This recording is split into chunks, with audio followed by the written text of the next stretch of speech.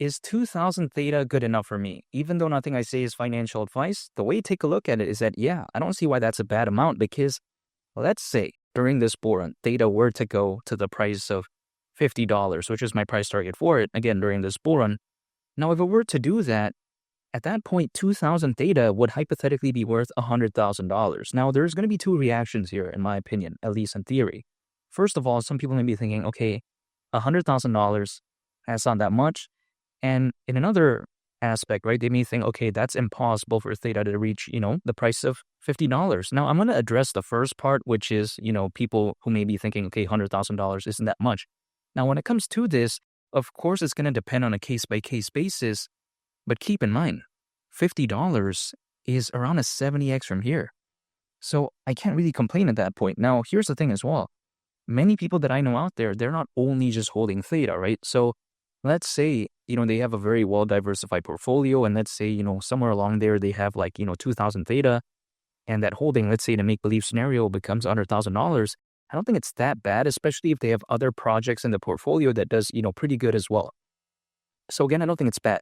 I get it, $100,000 homes are very expensive. In my area, of course, I can't buy a home with that. But the way to take a look at it is this. Again, some people that I know out there with around $50,000, they went traveling around the world for 2 years, give or take. And keep in mind, that's around with 50 grand. And now, I'm not saying that, these people were, going to 5-star restaurants every day or 5-star hotels or whatever like that. They weren't doing that, at least the people that I know. But still, they were able to travel the world, meet new people, gain new experiences. So it really doesn't seem that bad in the grand scheme of things, at least in my point of view. However, of course, it's going to depend on a case-by-case basis. But even besides that point, when I take a look at some people out there who may be thinking, okay, $50 is impossible. Well, let's take a look at this, right? Let's say it were to go to the price of $50. Considering current circulating supply, at that point, theta would be worth around $50 billion, again, in terms of market cap. Is it that bad, really? I mean, let's just put some perspective into this. Let's say during a fully fledged bull run. I'm not saying next week, I'm not saying next month. I'm saying, again, when the bull run is in fifth gear, so to speak. And let's say Bitcoin goes to a market cap of around, $6 trillion. Let's say the price was around $300,000 at that point, right? Let's say something like Ethereum went to a market cap of around $2 trillion. Again, this is not in terms of price. I'm saying in terms of market cap. But even besides that, that's combined in this make-believe scenario, $8 trillion. Now, we have to put some perspective as to how massive $8 trillion is because $1 trillion, that's $1,000 billion. Could you imagine that? And then in a billion already, there's $1,000 million. So that's kind of crazy to think about. But even besides that point, are we saying out of around $8,000 billion, around 50 billion can't flow into this? I mean, this is just the way to take a look at it. I don't know why that wouldn't even be, too surprising to me. Like, it wouldn't even really shock me because it doesn't seem that, crazy of an amount. If I'm saying that, Theta needs to go to a market cap of like 800 billion or something, that's crazy, man. I'm not going to do that, right? But then, $50, it doesn't seem that bad to me. This is just my point of view. But even besides that point, some people may be thinking, okay, Theta has, bad fundamentals though. Well, I'm going to disagree with that, hypothetically, because Theta is very amazing. It's even been stated that Theta is a blockchain-powered decentralized cloud for AI, media, and entertainment. Now, media entertainment, who really cares about that? But what I really want to focus on is AI, because of course there's a big narrative. I get it.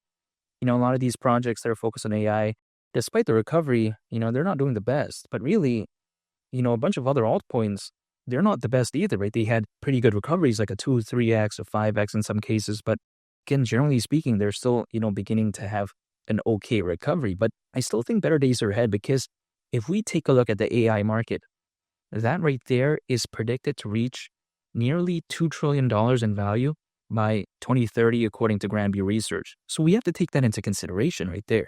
That's massive. I want to talk about Theta deeper though. Even though at the basic gist of it, I've already kind of explained Theta at a face value level, at a surface value, I should say. But in case someone wants to know deeper, let me explain. Because When it comes to Theta, it could be argued as a dual network, which is made up of the Theta Edge network and as well as the Theta blockchain. Now, why does this matter? It's because if we take a look at the Theta Edge network, it provides GPU. Now, GPU stands for a graphic processing unit, but even besides that, it provides GPU compute power, for instance, in AI, which I mentioned before, video, and as well as rendering. Now, when we take a look at the Theta blockchain on the flip side, right, it is an EVM. Now, EVM stands for Ethereum Virtual Machine, but again, it's an EVM compatible multi-blockchain network that supports Turing complete smart contracts. Now, Theta is also focused on decentralized video on demand, and it allows users to add decentralized video to any website or application. So I think that's pretty cool right there. However, I think it's important to note that Theta isn't like a decentralized version of like, Twitch or something like that, or like, video streaming platforms like, let's say, YouTube. It's not that, right? Theta is more so just providing like a platform, so to speak. At least that's what I interpret it as. But even besides that point, that's the way to take a look at it. So when it comes to Theta, it's not that difficult to understand. However, the way to take a look at it is that something else that people also need to take into consideration is that there's actually two tokens here that I want to talk about. First, of course, is Theta, the Theta token. But there's something else called T-Fuel. Now, T-Fuel stands for Theta Fuel. And if we take a look at T-Fuel, we'll see that when it comes to that, it is the operational token of the Theta protocol. And in a sense, it kind of is viewed as like the gas token, so to speak. And T-Fuel can be earned, for instance, through staking and, for instance, contributing resources like storage and bandwidth. So that's pretty cool. But again, I think the real McCoy here, something that I really want to focus on is, of course, Theta, because T-Fuel is cool, but, Theta is what I want to focus on. But even besides that, it's important though, and don't get me wrong, but that's what I want to focus on. So when I talk about Theta, again, very simple and easy to understand, good exchange listings, very strong and passionate community. What more can I ask for, really? This is kind of a complete project because in theory, even though nothing I say is financial advice, I think Theta kind of ticks the boxes as to what people usually look for in a project, right? Good exchange listings, good community, good fundamentals, and doesn't it have it here?